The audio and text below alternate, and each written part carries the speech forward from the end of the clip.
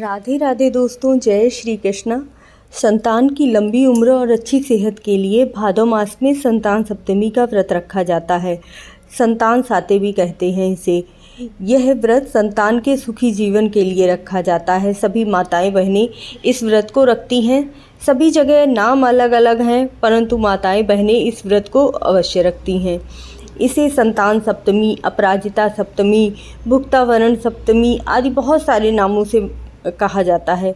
राजस्थान में इसे दुबड़ी सप्तमी या दुबली साते भी कहा जाता है। मान्यता है कि जो भी माताएं बहनें इस व्रत को करती हैं, उनके बच्चों की उम्र लंबी होती है, सेहत अच्छी रहती है, उनके बच्चों के कार्य प्रगति पर रहते हैं। सबसे पहले संतान सप्तमी का व्रत कब करना है यह जान लेते हैं। उससे पहले चैनल को सब्सक्राइब कर लीजिएगा। जय भोलेनाथ की कमेंट में अवश्य लिखिएगा। भाद्रपद मास के शुक्ल पक्ष की सप्तमी तिथि 9 सितंबर को सोमवार की रात 9:53 से शुरू होगी, जो अगले दिन यानी 10 सितंबर मंगलवार की रात 11:22 तक रहेगी। इसीलिए सप्तमी तिथि सूर्योदय 10 सितंबर को प्रारंभ होगी। इसीलिए 10 तारीख को संतान सप्तमी का व्रत किया जाएगा। अब इसकी पूजा किस प्रकार करनी होती है। कोई भी व्रत करने से पहले सबसे पहले संकल्प लिया जाता है, तो हाथ में थोड़े से अक्षत और पुष्प लेकर संकल्प लीजिए और अपने नाम और अपना गोत्र बोलिए और भगवान से बोलिए कि आप मेरे व्रत को सफल करें। अपना नाम बोलिए, गोत्र बोलिए और जिस स्थान पर रह रहे हैं उस स्थान का नाम बोलिए। उसके पश्चात एक लकड़ी के पटिये पर लाल कलर का कपड़ा बिछा लीजिए। उसके ऊपर शिव भगवान की मूर्ति और शिव परिवार की मूर्ति रखिए। यदि शिव परिवार की मूर्ति हो तो ज़्यादा उत्तम है। उसके ऊपर एक पानी का कलश रखिए, जिस पर स्वास्तिक का चिन्ह बनाइए और उसके अंदर थोड़ी सी सुपारी, हल्दी, अक्षत और एक सिक्का डाल लीजिए और आम के पत्तों से ढक के उसके ऊपर एक नारियल रखिए और उसके ऊपर शुद्ध देसी घी का एक दीपक जलाइए।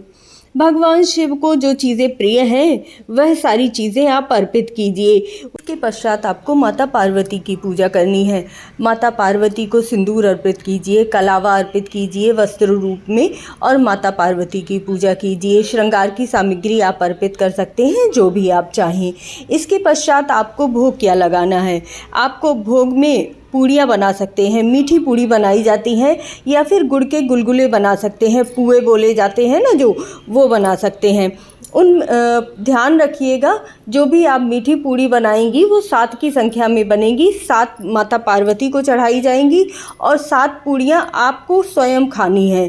वह 7 पूड़ियाँ जो आप स्वयं के लिए बना रहे हैं, वह जैसे पुए बना रहे हैं तो 7 की संख्या में बनेंगे। 7 पुए माता पार्वती के और 7 पुए आपके खाने के लिए। इस तरह से जो आप पुए माता पार्वती को चढ़ाएंगे वह आप बाहर दान कर देंगे और जो आपने 7 पूड़ी अपने लिए बनाई हैं वही खाकर आपको व्रत खोलना है।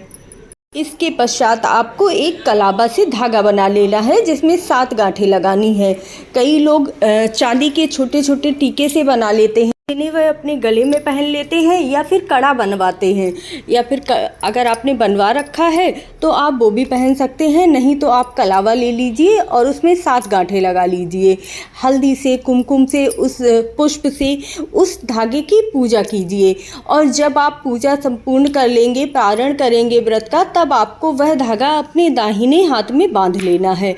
इसके पश्चात आपको वहीं चौकी के पास बैठकर संतान सप्तमी की कथा अवश्य सुननी है। बिना कथा सुने कोई भी पूजा पूर्ण नहीं होती है।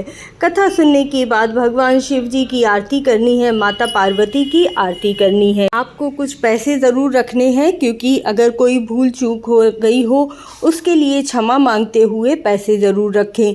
इसके पश्चात आप संतान सप्तमी का व्रत करेंगे। कथा की वीडियो अलग से डालूंगी क्योंकि वीडियो बहुत ज़्यादा बड़ी हो जाएगी। जय श्री कृष्णा, राधे राधे।